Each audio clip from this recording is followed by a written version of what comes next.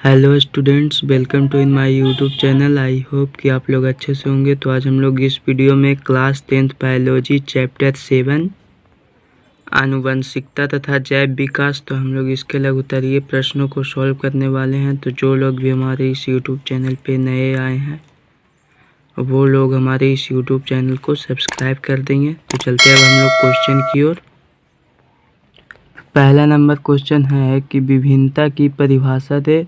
तो आइए यहाँ पे इसका आंसर देखते हैं। तो यहाँ पे इसका आंसर हो जाएगा कि विभिन्नता जीव के ऐसे गुण हैं जो उसे अपने जनकों अथवा अपनी ही जाति के अन्य सदस्यों के उसी गुण के मूल स्वरूप से भिन्नता को दर्शाते हैं। तो उसे क्या कहते हैं? विभिन्नता कहते हैं। आप लोग लिख लीजिएगा और समझ भी गए होंगे। चलते हैं दूसरे नंबर क्वेश्चन की ओर। दूसरा नंबर क्वेश्चन है कि आनुवंशिकता का अर्थ बताइए। तो आइए यहाँ पे इसका आंसर देखते हैं।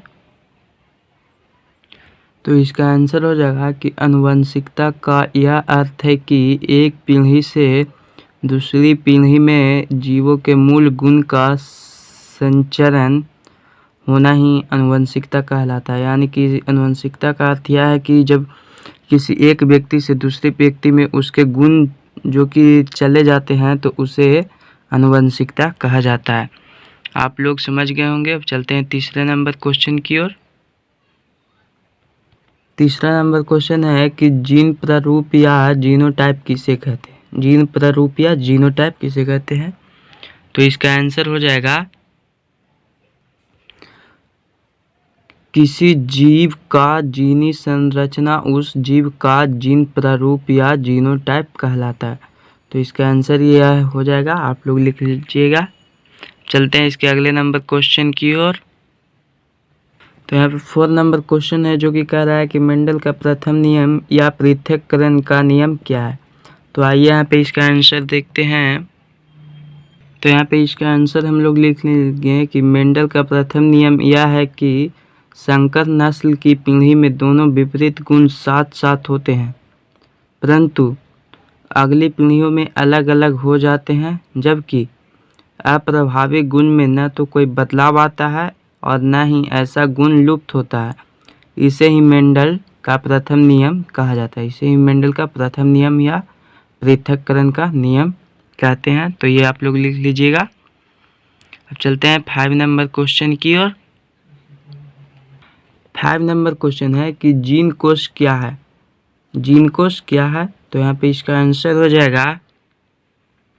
तो इसका आंसर लिख लेंगे कि किसी भी प्रजाति विशेष के एक आबादी में स्थित समस्त जीन उस आबादी का जीन कोश कहलाता है। यानी कि एक बोल सकते हैं इसको, किसी भी विशेष जाति के उसमें जो आबादी होता है और उस आबादी में स्थित, यानी कि उस आबादी में जितने भी जीन उपस्थित होते हैं उन सब को जीन कोश कहा जाता है। यदि आबादी में जो व्यक्तियों की आबादी हो और उसमें से सभी व्यक्ति शामिल हो तो उसे उसी तरह से हम लोग समझ सकते हैं। तो इसका आंसर यही हो जाएगा कि किसी भी प्रजाति विशेष के एक आबादी में स्थित समस्त जीन उस आबादी का जीन कोश कहलाता है। आप लोग लिख लीजिएगा और समझ भी गए होंगे। चलते हैं 6 नंबर क्वेश्चन की ओर। 6 नंबर क्वेश्चन है कि आनुवांशिक गुण से आप क्या समझते हैं? तो आइए यहाँ पे इसका आंसर देखते हैं। तो इसका आंसर लिखेंगे कि प्रत्येक जीव में बहुत से गुण होते हैं। प्रत्येक जीव में बहुत से ऐसे गुण होते हैं जो पीढ़ी दर पीढ़ी माता पिता अर्थात जनकों से उनके संतानों में संचरित होते रहते हैं। ऐसे गुणों को आनुवांशिक गुण कहते हैं। यानी कि वैसे गुण जो अपने माता पिता यानी कि उसके जनकों यानी कि पीढ़ी दर पीढ़ी जैसे वंशजों से ही उसका गुण उसमें चला आ रहा है, उसे ही आनुवांशिक गुण कहते हैं। तो चलते हैं 7 नंबर क्वेश्चन की ओर। 7 नंबर क्वेश्चन है कि जाति उद्भवन क्या है? तो यहाँ पे इसका क्वेश्चन का आंसर जो कि हो जाएगा, तो इसका आंसर लिख लेंगे हम लोग कि नई उप प्रजाति मूल प्रजाति से इतनी भिन्न होगी कि यदि मूल प्रजाति के सदस्यों के साथ इनका लैंगिक प्रजनन संभव भी हो गया तो उससे उत्पन्न संतानों में जनन क्षमता नहीं होगी।